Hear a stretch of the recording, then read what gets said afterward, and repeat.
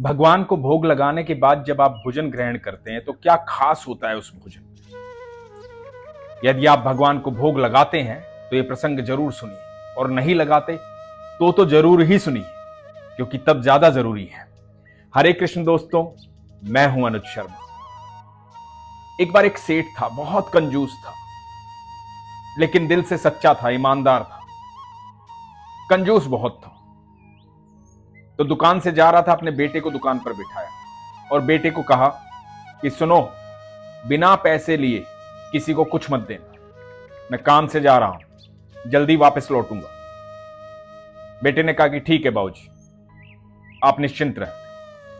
बेटा दुकानदारी करने लगा, बिना पैसे के किसी को कुछ नहीं दे रहा था। थोड़ी देर बाद एक संत आए। वो संत कभी कभी इनकी दुकान पर आते थे। वो संत पास के तालाब के पास एक मंदिर था, वहां पर भगवान की सेवा करते थे। तो संत आए। बेटे को पता था कि संत जगह जगह जा करके अपने खाने पीने का सामान इकट्ठा करते हैं, उसी से भोग तैयार करते हैं, उसी से भोजन बनता है। तो संत ने आके कहा कि बेटा नमक चाहिए। तो सेठ के बेटे ने नमक निकाला और संत को दे दिया। संत नमक लेकर चले गए।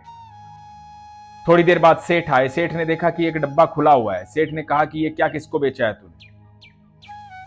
तो बेटे ने बताया कि वो संत आए थे, उनको नमक चाहिए था, मैंने नमक निकाल करके दे दिया। तो सेठ ने कहा कि बेवकूफ पागल, नमक नहीं था इसमें, जहर था इसमें। तो बेटे ने बताया वो तालाब के पास जो संत रहते हैं, जो मंदिर की सेवा करते हैं, मैंने तो उनको दे दी। सेठ हड़बड़ाया, घबराया, भाग करके गया तालाब की तरफ। जब तालाब की तरफ पहुंचा, भाग करके मंदिर में गया, दूर से चिल्लाने लगा कि बाबा रुकिए, बाबा रुकिए, भोजन मत कीजिएगा, रुकिए। मंदिर पहुंचा तो संत ने भगवान को भोग लगा दिया था। और सेठ ने संत से कहा कि आप भोजन मत कीजिए, उस भोजन में नमक नहीं है, जहर है, मेरे बेटे ने गलती से आपको जहर दे दी। संत मुस्कुराए। संत ने कहा कि अब तो चाहे जहर था या चाहे नमक था, अब तो कुछ भी नहीं हो सकता, क्योंकि भोग मैंने मेरे भगवान को लगा दिया, और जो भोग इनको लगाता हूं वही भोग मैं ग्रहण करता हूं।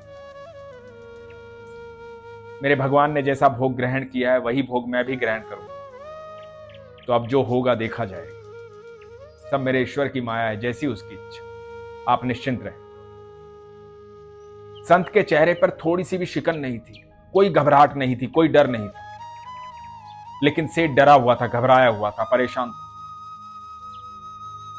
संत ने भोग लिया और प्रसाद ग्रहण किया, बड़े मन से, आत्मीयता से, दिल से भगवान का नाम लिया और सेठ को बोला कि आप जाइए, निश्चिंत रहिए। सेठ बोला कि नहीं, मैं यहीं बैठूंगा, मैं आपके साथ ही बैठा हूं, आपको कुछ हो गया तो। संत ने कहा कि यह प्रसाद था भगवान का, कुछ नहीं होगा, आप निश्चिंत रहिए। लेकिन सेठ कहां मानने वाला था। सेठ धर्मी था, भले ही कंजूस था। उसे लगा संत को कुछ हो गया तो एक बहुत बड़ा पाप मेरे हाथों हो जाए। सेठ वहीं बैठा रहा। रात्रि हुई।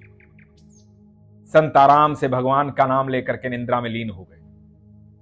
सेठ भी तालाब के किनारे बैठे थे, ठंडी हवा के झोंके थे। सेठ को भी नींद आने लगी, लेकिन बैठे रहे, सुबह होने का इंतजार करते रहे। सुबह हुई, घबराए हुए थे, कभी संत ना उठे, लेकिन संत उठ गए। संत उठे और सेठ जी को हरे कृष्ण बोला, राधे राधे बोला और मंदिर की तरफ जाने लगे।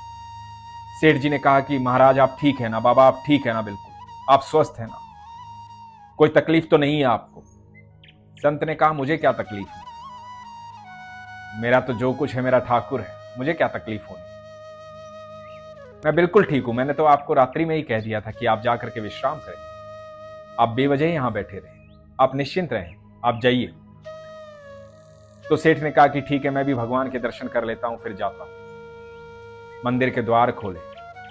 जैसे ही मंदिर के द्वार खोले तो उन संत ने देखा, सेठ ने देखा कि भगवान का विग्रह काला पड़ गया था, बिल्कुल काला पड़ गया था।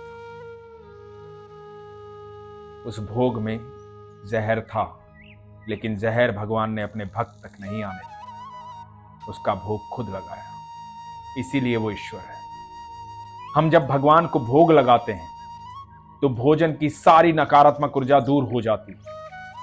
वो भोजन नहीं रहता, वो प्रसाद हो जाता है, अमृत बन जाता है। अमृत को ग्रहण करना चाहते हैं तो रोज भगवान को भोग लगाएं, ईश्वर को भोग लगाएं। ईश्वर आपसे प्रेम करते हैं। इस दुनिया में, इस ब्रह्मांड में ऐसी कोई भी चीज नहीं है जो ईश्वर के भीतर नहीं है। भगवान श्री कृष्ण कहते हैं सब कुछ मेरे भीतर है, सब कुछ मुझसे ही निकलता है, चाहे वो विष हो चाहे अमृत हो, कुछ भी हो। ईश्वर आपसे बेहद प्रेम करते हैं। आप यकीन मानना, जब आप विश्वास करते हैं तो ईश्वर आपसे 4 कदम आगे चलते हैं ताकि आप सुरक्षित रहें। ईश्वर के स्वर्गदूत आपके पीछे चलते हैं, दाएं बाएं चलते हैं ताकि आप सुरक्षित रहें।